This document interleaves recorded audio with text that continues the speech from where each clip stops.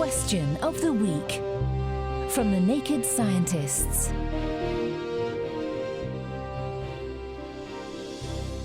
Hello, I'm Phil Sansom, and this week we're going nuclear on this question from Steve. With the advent of fusion power apparently being only 20 years away, how much do we expect to get out of this energy-wise for what we put in? Is it twice as much out or 1,000 times as much out? And is it also true that nobody has managed to get out more than they put in to date? Fusion power is nuclear power, but not the kind you're thinking of, the type from Chernobyl and Fukushima. That type is fission, where the nucleus of an atom gets split into two smaller nuclei, whereas Steve is talking about fusion. That's two nuclei combining to form one. According to Stephen Cowley, director of the Princeton Plasma Physics Lab, this version, combining two to make one, doesn't have any of the messy nuclear issues you'd expect. It is truly sustainable for millions of years, has minimal waste, is environmentally benign, can be turned on and off at will, and is safe. However, it is hard to do.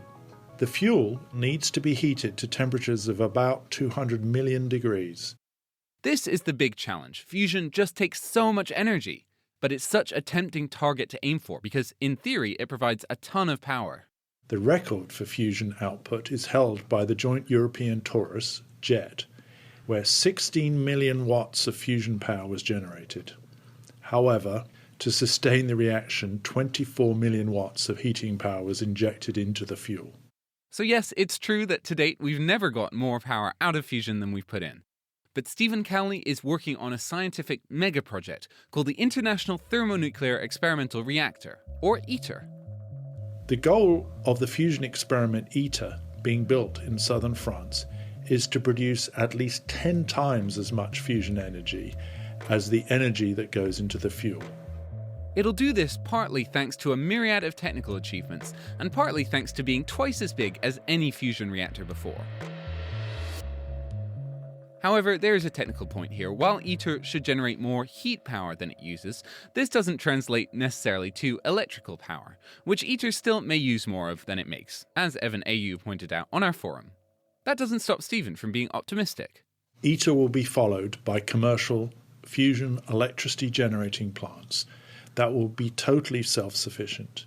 Fusion power has been anticipated for many, many years, but now we can see the light at the end of the tunnel. In the meantime, we may as well take advantage of the handy-dandy fusion reactor just a few billion meters away and invest in a little solar power. Thanks to Steve and Stephen for asking and answering, respectively. Next week's question, meanwhile, comes from John. I just purchased some dart frogs which need to live in high humidity conditions. In order to attain this, we basically sealed off the terrariums. The question is whether a really sealed terrarium could provide enough oxygen for the frogs through plant photosynthesis. Can you help us out with John's pet peeve?